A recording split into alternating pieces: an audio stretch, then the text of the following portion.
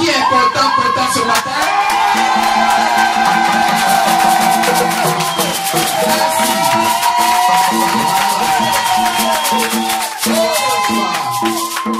Merci. Merci.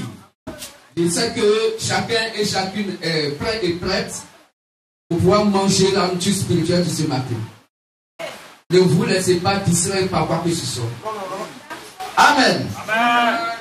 Mais soyez assis, assises comme quelqu'un qui a faim et qui a son meilleur plat au devant de lui, au devant d'elle, et qui va manger cela sans distraction. Amen. C'est pourquoi chacun va prendre son bic, son cahier, chacune va prendre son bic, son cahier. Ceux qui peuvent enregistrer, vous pouvez enregistrer. Amen. Amen. Afin d'écouter après ou de lire vos notes après, mais avec la Sainte Bible en appui. Amen. Que je bénisse. Alors, pour nos frères et sœurs qui nous écoutent de près ou de loin,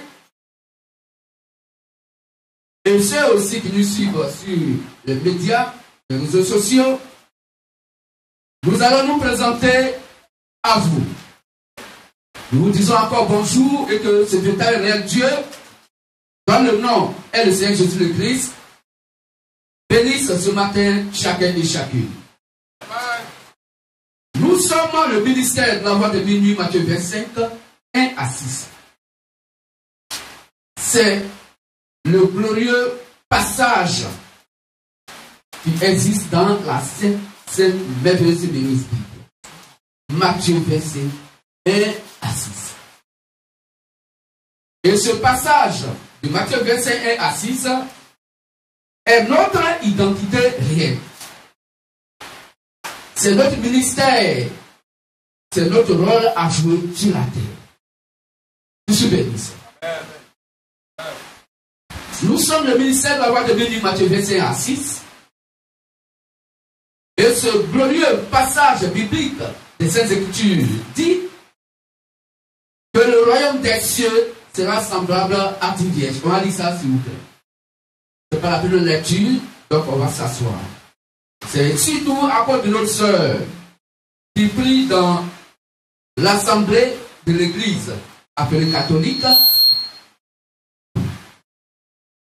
pour que, et pour d'autres frères et sœurs qui viennent nous rendre visite à notre Dieu et qui, là ne fait pas longtemps, sont encore réguliers et réguliers pour que vous puissiez mieux comprendre qui sommes-nous. Matthieu 25, 1 à 6. Matthieu 25, 1 à 6. Alors le royaume des cieux sera semblable à 10 vierges qui, ayant pris leurs lampes, allèrent à la rencontre de l'époux. 5 d'entre elles étaient folles et 5 sages. Les folles, en prenant leurs lampes, ne prirent point d'huile avec elles. Mais les sages prirent avec leurs lampes de l'huile dans des vases. Comme l'époux tardait, toutes s'assoupirent et s'endormirent. Au milieu de la nuit, on cria, voici l'époux, allez à sa rencontre. Amen. Amen. Merci mon frère. Donc voici le glorieux passage biblique nous concernant en tant que le ministère de la voix de Béni Matthieu 25 1 à 6. Frères et sœurs, vous qui nous suivez, vous qui nous écoutez, ne confondez pas ce glorieux ministère, ce glorieux et dernier ministère concernant l'Église des nations, qui est le ministère de la voix de Béni Matthieu 25 1 à 6. Nous vous répétons que c'est le dernier ministère concernant le christianisme sur la terre, pour ce qui concerne les 7 âges de l'Église des nations. Je suis béni. Après ce ministère, il n'y a plus d'autres ministères qui arrivent. Puisque le ministère de la loi de Béni Matthieu verset à 6 met fin au christianisme pour ce qui concerne l'église des nations. Après l'enlèvement des 5 vierges sages. Je suis béni ça. Et comme vous venez de l'écouter, la Bible dit, dans Apocalypse 1, verset 11, on va lire pour vous, qu'il n'y a que 7 âges d'église des nations et non 8. Pourquoi? Parce que Christ a envoyé 7 prophètes messagers, qui sont les 7 esprits que Dieu a envoyés sur la terre pour ce qui concerne donc l'église des nations. On peut lire. Apocalypse 1, le verset 11. Il disait, ce que tu vois, écris-le dans un livre et envoie-le aux 7 églises.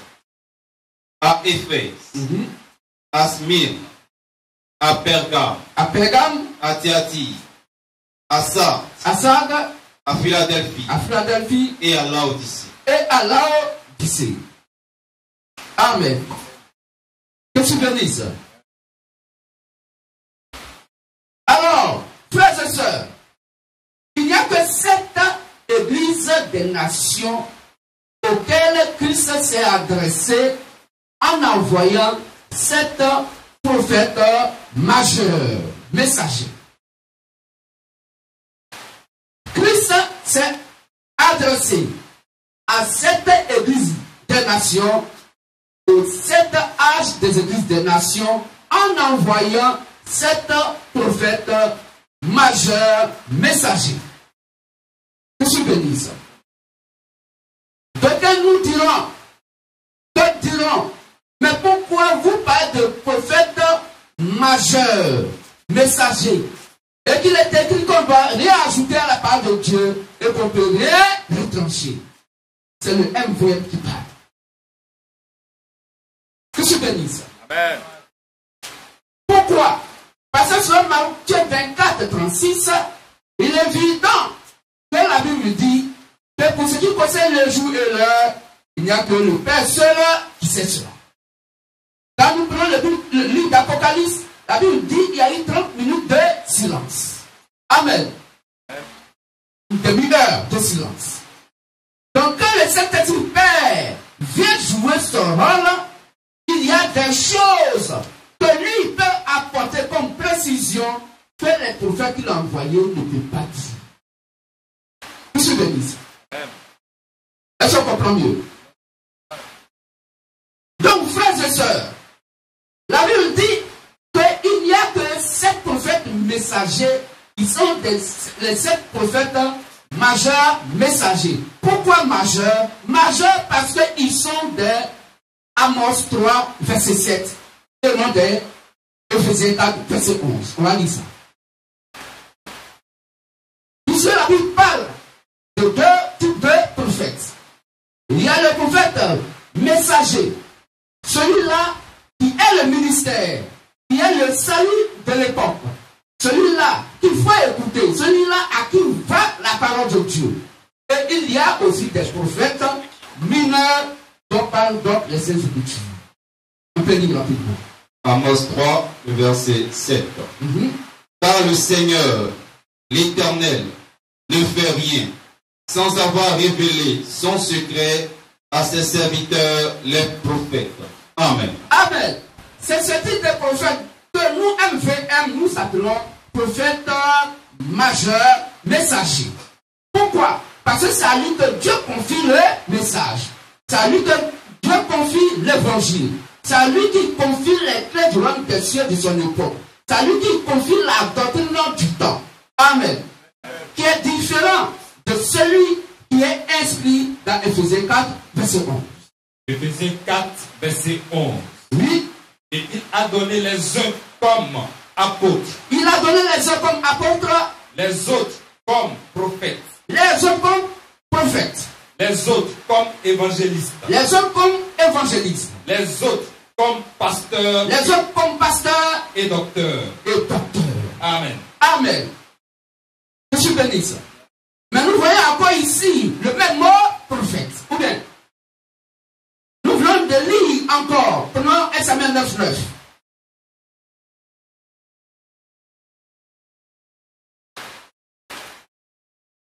1 Samuel 9:9.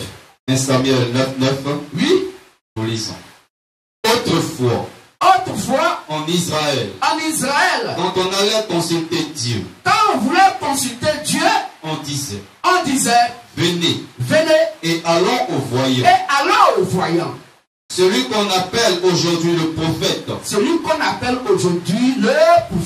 s'appelait autrefois le voyant. Je suis béni ça. Donc c'est ce voyant-là qui est le Amos 3, verset 7.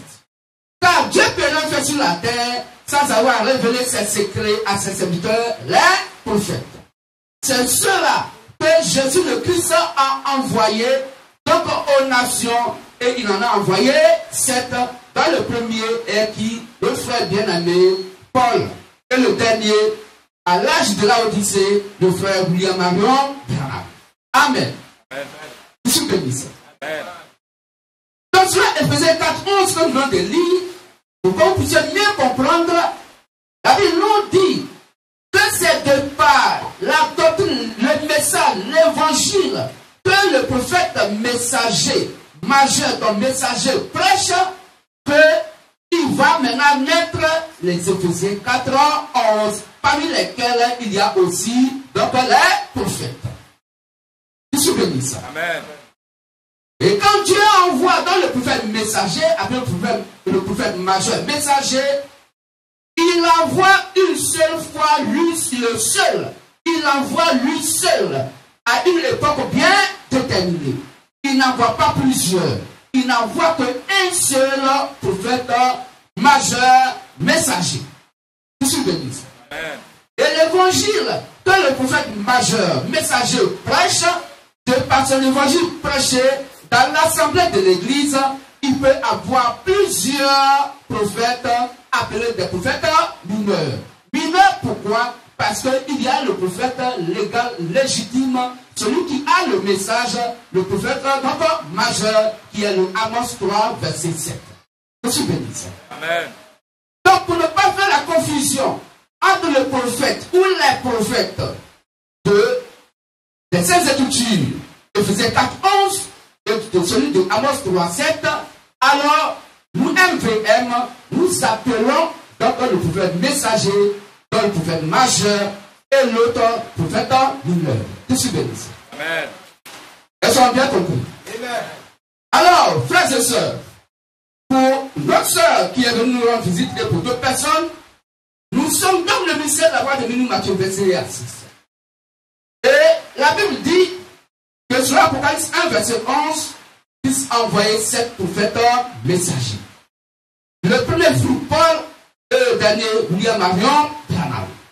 Et nous sommes à l'âge du dernier prophète majeur messager, William Marion Branham.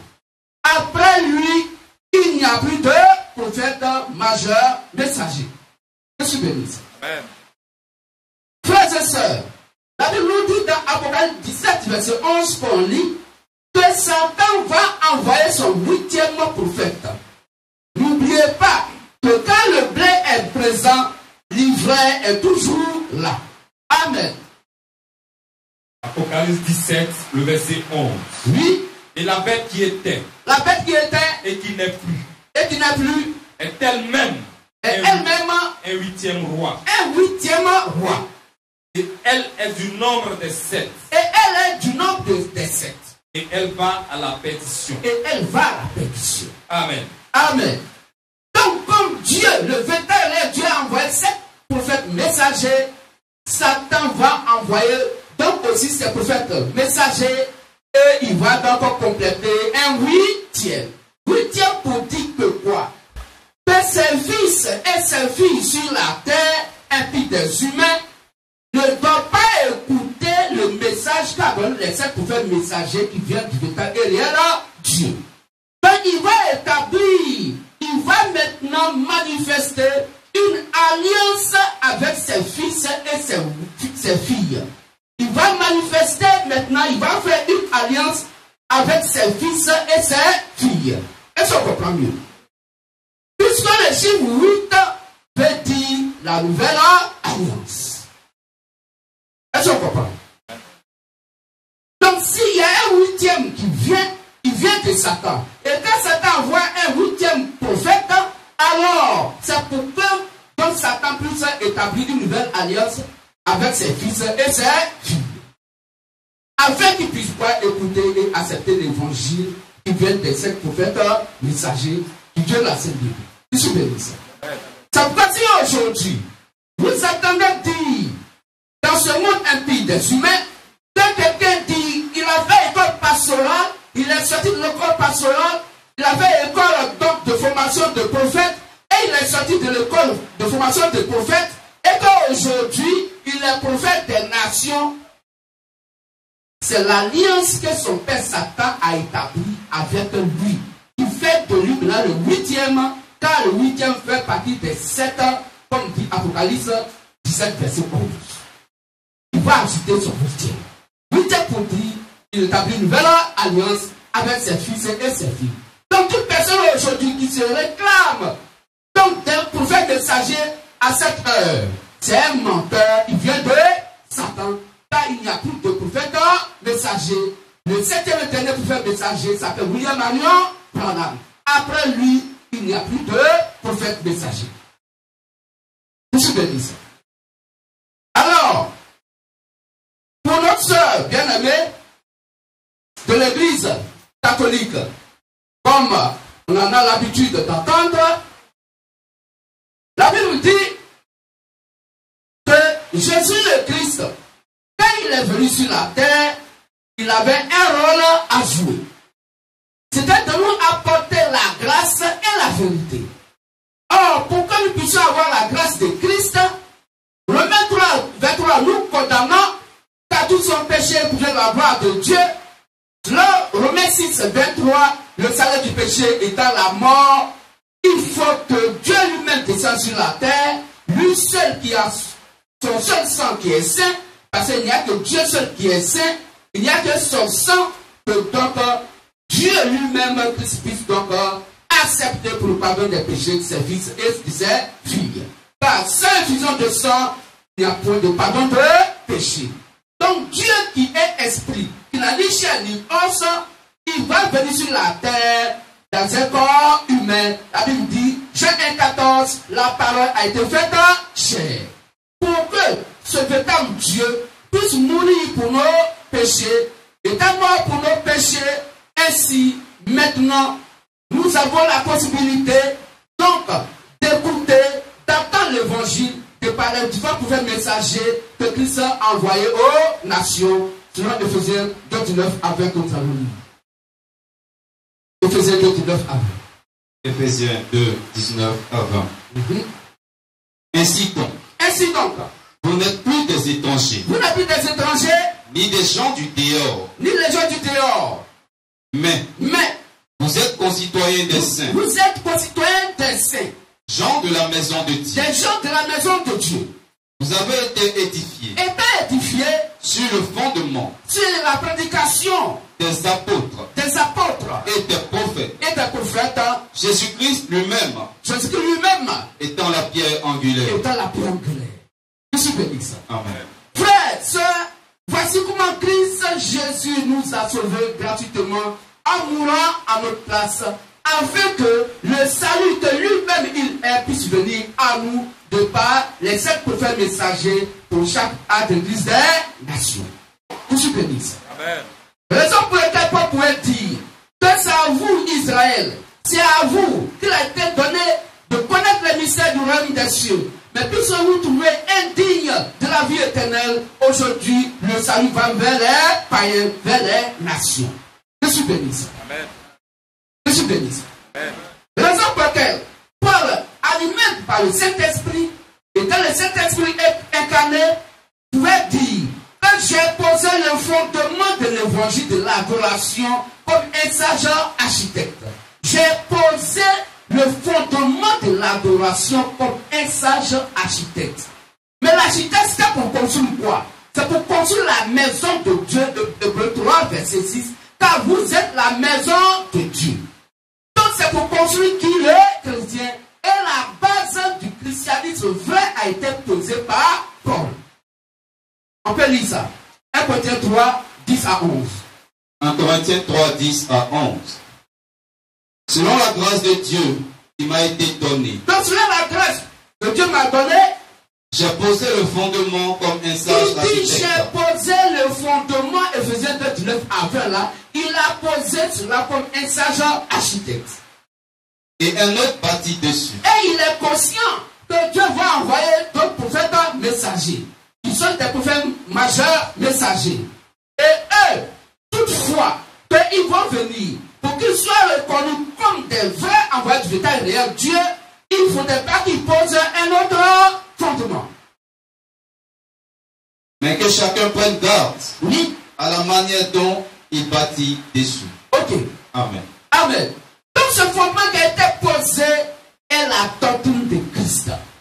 Raison pour laquelle Paul pourrait dire, dans Galates 1, 6 à 9, que si quelqu'un pense qu'il adore Dieu, si quelqu'un pense que Dieu l'a envoyé, si quelqu'un pense être chrétien ou chrétienne, cette personne ne doit pas avoir dans un évangile différent de ce que lui, Paul, il a prêché. On va lire ça. Galates 1, 6 à 9.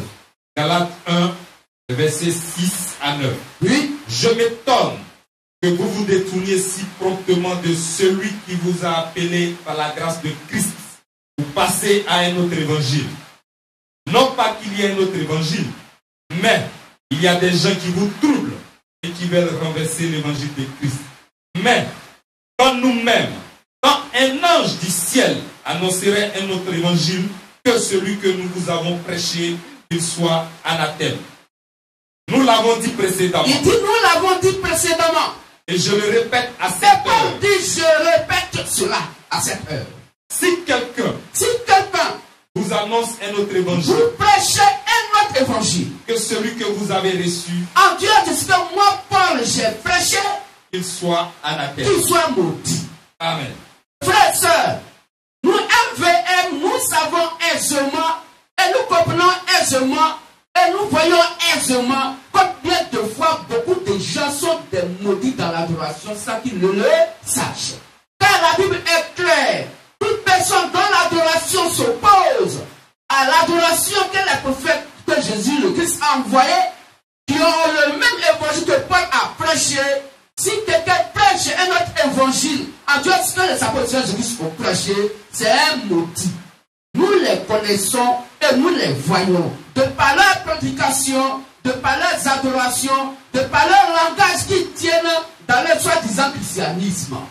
Disant, matin, dimanche, est-ce que tu vas à l'église aujourd'hui? Mais comment un chrétien peut-il aller à l'église?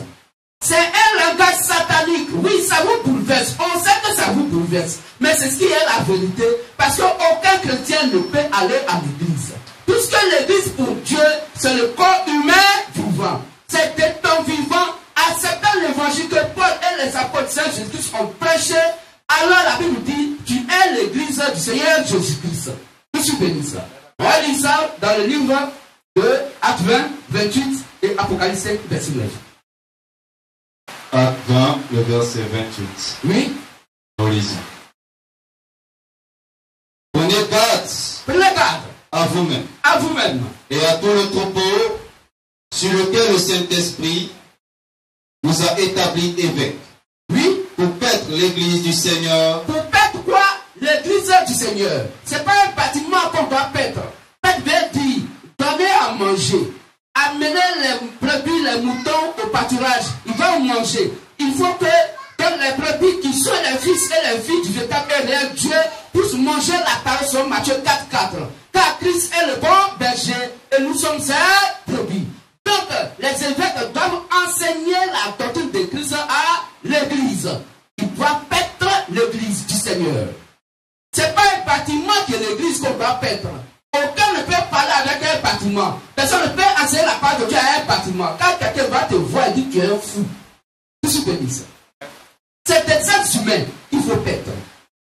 Continue mon frère.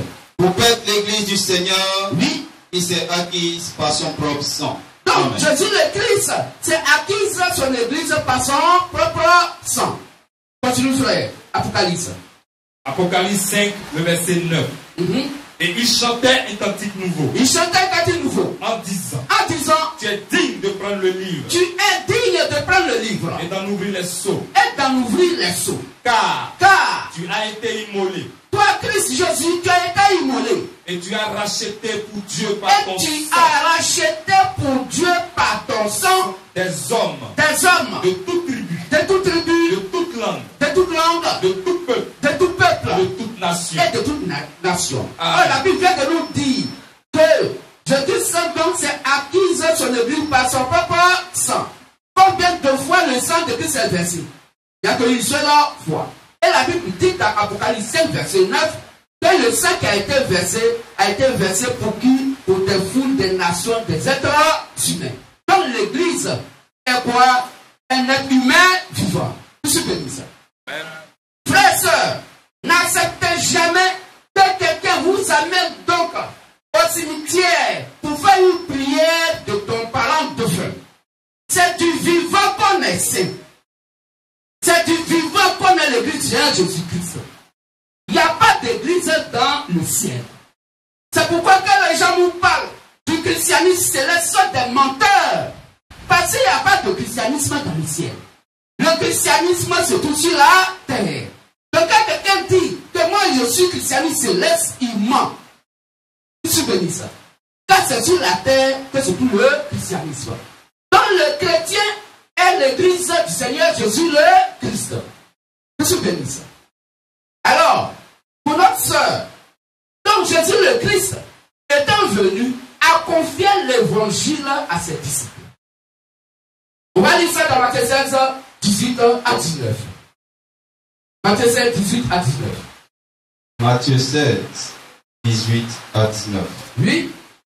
Et moi je te dis. Il dit, et moi je te dis. Que tu es Pierre. Que tu es Pierre. Et que sur cette pierre. Et que sur cette pierre. Je bâtirai mon église. Je bâtirai mon église. Et que le port du séjour des morts. Oui. Ne prévaudront point contre elle. Oui. Je te donnerai les clés du royaume des cieux. Donc les clés du royaume des cieux ont été confiées aux disciples de Jésus-Christ, appelés les apôtres, surtout notre frère Simon-Pierre. Ce que tu liras sur la terre, ce qui va donc condamner sur la terre, sera lié dans les cieux. C'est condamné par Dieu dans les cieux. Et ce que tu délieras sur la terre, ce que tu vas délier sur la terre, sera délié dans les cieux. Voici. Amen. Dans la Bible est claire. Il n'y a que les disciples de Jésus-Christ à qui il a remis donc les clés du royaume des cieux. En dehors de leur prédication, il n'y a pas de salut. Car les clés du royaume des cieux s'appellent le salut qui est l'évangile. C'est cette clé du royaume des cieux qui est la doctrine de Christ. La Bible appelle ça la bonne nouvelle. C'est ça qui est le ministère que Christ a confié donc à notre frère Paul, qui est le ministère de la réconciliation. Pour nous réconcilier avec le Père. C'est pourquoi il dit, j'ai posé le fondement comme un sage architecte. Si jamais quelqu'un adore en Dieu de ce que moi Paul j'ai dit, c'est un maudit. Pour dire que tu ne vas pas au paradis. Parce que c'est au disciple de Jésus-Christ que les clés du royaume des cieux ont été confiées. Je suis béni ça. Amen. Donc, et tous, dans combien d'accord, on dit que si quelqu'un prêche en Dieu ce que nous avons dit, cette personne ne fait pas de Dieu. C'est pas frères et sœurs. Si on pense que nous sommes des chrétiens et chrétiennes, nous devons avoir nos yeux, nos regards dans ces écritures et de voir mais comment est-ce que les premiers disciples de Jésus-Christ ont adoré. Étant poussés par le Saint-Esprit dans Actes 2, le Saint-Esprit ne les a pas amenés à faire des cours de baptême, à faire des cours de base, à faire des cours de catéchuménat. Non. Mais le Saint-Esprit a amené des gens à être vivement touchés par la prédication de Pierre. Je suis béni ça. Et quand j'ai écouté Pierre, ils disent, mais homme frère, que ferons-nous? Pierre dit, repentez-vous. La repentance veut dire, il faut sortir de ces soi-disant églises, ces prisons. Oui, puisque là-bas même il y a des cellules. Que vous à moi, quelqu'un qui prie dans une cellule, mais Maca est mieux. Parce que la Maca, toi-même tu sais pourquoi tu souffres. Mais quelqu'un qui prie dans une cellule, et ils appellent ça lieu de prière. Mais dans une cellule, c'est que ton âme est donc dans une cellule en prison. C'est pourquoi la Bible appelle ça des prisons. Le chrétien ne prie pas dans une cellule. Le chrétien, il prie dans un lieu de prière. Je suis béni ça. C'est pas vrai, et sœurs. La Bible nous fait comprendre, de par l'évangile que les apôtres ont prêché, que nous devons avoir notre regard sur le modèle d'adoration des premiers disciples de Jésus-Christ. Si eux n'ont pas fait cours de base, cours de baptême, cours de catéchuménat, si le Saint-Esprit dans Acte 2 leur montrant le modèle d'adoration ne les a pas amenés à faire cours de base, cours de catéchuménat, mais pourquoi aujourd'hui les gens imposent donc des adorations en dehors de ce que le Saint-Esprit a donné comme modèle d'adoration? La Bible dit, ce même jour-là, 3000 personnes furent baptisées. Ils n'ont pas fait cours de base, ils n'ont pas fait cours de catéchuménat. D'ailleurs même, ils n'ont pas fait cours de baptême. La Bible dit que personne au milieu donc des disciples de Jésus-Christ ne leur a même pas demandé de faire cuire leurs âmes. Comment tu peux faire cuire d'âme à ton ami? Ça veut dire quoi cuire d'âme? Et puis la personne, tu vas poser la question. Oui, après quand tu te baptises là, c'est après des personnes qui ont couché avec toi. Toi, tu as cherché combien de femmes? Toi, tu as menti combien de fois? Et vous demandez d'abord que quelqu'un vive la chasteté, alors que cette personne n'est même pas encore mariée. La chasteté, c'est quelqu'un qui est marié, qui vit la chasteté. Je suis béni. Amen. Mais c'est l'évangile de l'erreur. Et vous devez quitter là-dedans. C'est pourquoi, regardez au modèle d'adoration. Il n'y a qu'un seul modèle d'adoration. Dans Jacques 14, verset 6, il n'y a qu'un seul modèle d'adoration. Je suis le chemin, la vérité et la vie. Nul ne peut aller au Père que s'il ne passe par moi. Donc il n'y a qu'un seul chemin. Le seul chemin que Dieu donne sur la terre, c'est le prophète messager majeur que Dieu envoie sur la terre. Le prophète donc majeur, messager que Dieu envoie sur la terre, c'est lui qui est le chemin par lequel tu dois être sauvé. En dehors de lui, personne ne peut être sauvé. C'est pourquoi la Bible vous dit que personne de Dieu qui vous prêche la parole de Dieu, soyez sûr que ce qui vous prêche est en accord avec les Saintes Écritures. Si leur prédication s'oppose à ce que les apôtres ont dit, ce que la Bible dit, alors tu es condamné, tu vas à l'enfer. Je suis béni ça. Amen. Nous devons avoir le regard sur la prédication que les apôtres de Jésus-Christ ont fait. C'est qu'ils sont condamnés. Regardez dans une assemblée d'église où les gens s'élèvent et ils disent, ils sont en train de prier à langue. Et chacun dit, pasteur même, il a onction donc de parler à langue. Il lance l'onction de parler à langue dans l'assemblée. Et tout le monde parle à langue. Mais c'est du désordre. La Bible dit, si quelqu'un vient là, il va dire que vous êtes fou. La Bible dit que le Saint-Esprit, quand il conduit les gens pour parler à la langue, il faudrait qu'il y ait 2 ou 3 au plus. Et chacun à son tour. Quand il s'agit de la prophétie, 2 ou 3 au plus, chacun à son tour. Une assemblée d'église, où tout le monde parle la langue, ou plus de 3 personnes parlent la langue, cette assemblée n'est pas conduite par le Saint-Esprit. Je suis béni. Amen. Quand nous prenons 1 Timothée 3, à partir du verset 1, verset 6, que les frères vont lire, la Bible dit dans une assemblée d'église, l'évêque lui-même là, il faut d'abord qu'il soit donc marié d'une seule femme. Mais comment se fait-il? Quand quelqu'un se dit je suis évêque, et lui-même qui est évêque, il n'est pas marié. Je suis béni. Ce sont des erreurs. La Bible dit aussi, quand nous prenons 1 Corinthiens 11, à verset 3 à 4, que si quelqu'un te prêche la parole de Dieu dans la chair ici, il ne faudrait pas qu'il ait sa tête couverte. Donc si quelqu'un se dit homme de Dieu, et qu'il prêche la parole de Dieu, en mettant un chapeau sur sa tête, il déshonore son chef. Je suis béni. Amen. Donc dans le catholicisme, il y a beaucoup d'erreurs. Nous ne parlons contre personne, mais nous parlons contre leur fausse adoration par lesquelles ils tiennent prisonniers de nos frères et sœurs. Pour que vous aussi, puisque les prémices de l'Esprit Christ est en vous, de par l'écriture, la part de Dieu qui est prêchée, alors, allant vers vous, alors vous puissiez comprendre que vous êtes largement dans l'erreur et que vous puissiez sortir de cette erreur pour venir aux Saintes Écritures, la Sainte Bible. Je suis béni ça. En dehors de la Bible, il n'y a pas de christianisme. Si quelqu'un te dit, il faut faire ce que je te dis, mais il faut faire ce que je te dis, mais il ne faut pas faire ce que je fais, il ment. La Bible dit que celui qui est au-devant de toi doit être un modèle. Celui qui va te conduire. S'il porte des actes qui sont comme les Saintes Écritures, alors quitte-le. C'est ce que dit les Saintes Écritures. Parce que tu dois sur le modèle que lui-même il est. Je vais être 4 verset 16 que nous allons lire. Il faut suivre quelqu'un de par l'évangile qui prêche et avoir le regard dans les Saintes Écritures. Est-ce que ce qu'il prêche est en accord avec ce que les apôtres du Seigneur Jésus-Christ ont prêché? Si cela n'est pas en accord, quitte-le. Il faut sortir de là. Ne sois pas un chrétien suiviste, une chrétienne suiviste. Pour dire que non, ça c'est l'église de nos parents. Dans notre tradition, c'est là-bas on est parti. Mon aïeul même là, c'est là-bas je suis né. Le christianisme n'a rien à voir avec cela.